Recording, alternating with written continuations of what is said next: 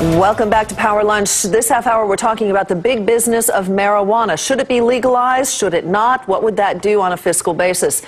In a rather very interesting departure from Bush policy, Attorney General Eric Holder signals a change on marijuana policy. John Harwood joins us with some of the fallout on that from Washington. Hi, John. Hey, Sue. You know, it hasn't gotten much attention given all the focus on our economic problems, but President Obama has changed the federal government's policy on medical marijuana. The Bush administration used federal law to target sellers of medical marijuana, even in the 13 states that make medical marijuana legal. Attorney General Eric Holder told reporters this week that Team Obama will take a different approach that takes note of the policies of states. Quote, consistent with what the president said when he was campaigning, our focus will be on people and organizations that are growing and cultivating substantial amounts of marijuana and doing so in a way that's inconsistent with federal law and state law. Now, so far, not much response from Republicans. They're busy targeting the Obama administration on the economy. But don't be surprised if the marijuana issue surfaces as the 2010 elections get closer, Sue. And that's one of the reasons we're talking about it, John. Thank you very much. So one of the questions that we're putting forward is, should marijuana be legalized? Here to tell us the pros and cons of that is Rob Kampia. He's the executive director at the Marijuana Policy Project, and Asa Hutchinson, former head of the U.S. Drug Enforcement Agency, and of course the rest of the gang is here as well. I'm going to start with you, if I can, Mr. Hutchinson. Make the case for why it should not be legalized at this point. Well, and Attorney General Holder's statement does not change federal law. Federal law still makes possession, sale of marijuana for whatever purpose illegal. The question is whether it should be expanded or legalized. Absolutely not. If you look at harmful drugs, whether it's tobacco or other hard drugs such as marijuana, cocaine, methamphetamine, the objective of society is to reduce the use of harmful drugs. If you legalize another harmful drug, the question is, will it expand use and availability? And the answer is absolutely yes. Rob, why do you want to do that? If we follow that logic, then we should outlaw alcohol as well, right, Rob? Well, you know, the simple argument is that the prohibition of marijuana is not preventing people from growing it, selling it, or using it. 25 million people a year use marijuana illegally. This prohibition has failed ever since it was first enacted in 1937. And so it's time to take a new approach. We learned with alcohol prohibition from 1919 to 1933 that it didn't actually help matters, and in fact made matters worse. Loss of tax revenue as well as violence associated with the sale of alcohol. And we're seeing that same kind of thing happening with the prohibition of marijuana. Asa Hutchinson, let me just ask you this question. I understand what you're saying. I don't think the alcohol argument is the exact right one. You don't want to do anything to increase. If you have a problem over here with alcohol, you wouldn't necessarily want to make it worse by making another substance illegal or illegal. But let me ask you this. How do you make the cost-benefit analysis?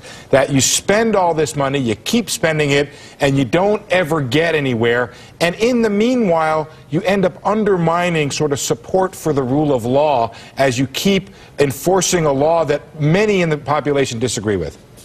Well, first of all, if people disagree with it in our democracy, they can change the law.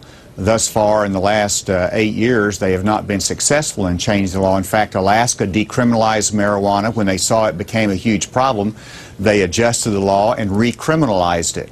And so the population still resists the legalization of marijuana. But it's a public decision.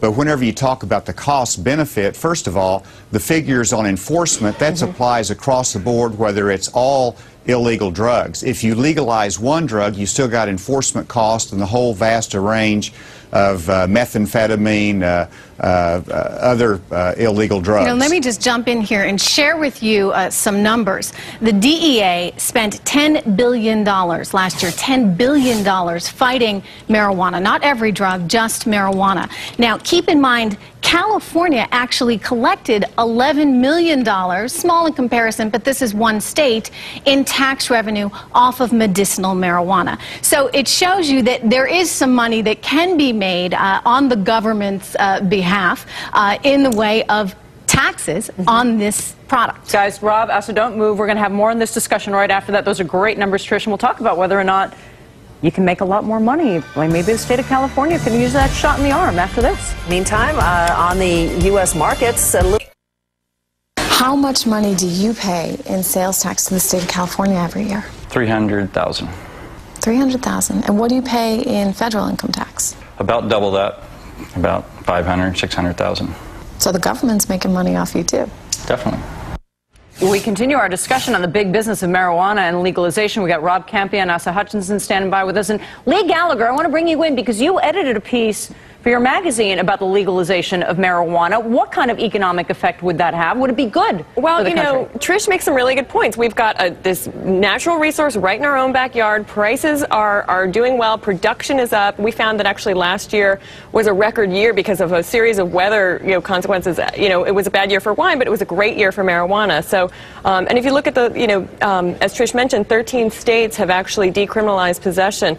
The problem is the state and the federal laws really go kind of against each other. But there is definitely an economic case to be made. And, you also can think about the ancillary businesses that might benefit. I mean, I don't know, accessories, paraphernalia, the salty snack business. But the key is taxation, the ability to tax, right? Right, exactly. Is this history repeating itself, Rob, when it comes to, wasn't it during the 30s, the Great Depression, that we got rid of prohibition? And here we are another time when we're kind of down economically, we're revisiting some of our abstinence laws?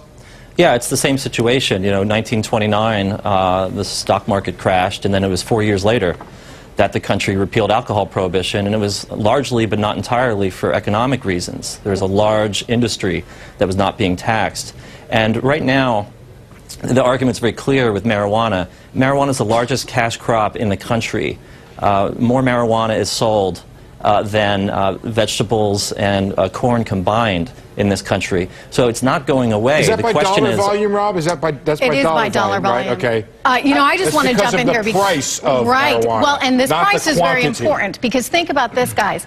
It really wouldn't be this expensive. No, if it was legal. If it was legal. You'd get a glut. Exactly. It's $400 per pound to produce. Then retailing on the street for up to $6,000. That margin is a result of the illegality. Mr. Hutchison, what do you make of that? And indeed, if we do find ourselves in times that parallel perhaps the Great Depression, what about the point that Steve Leisman brought out about legalizing it?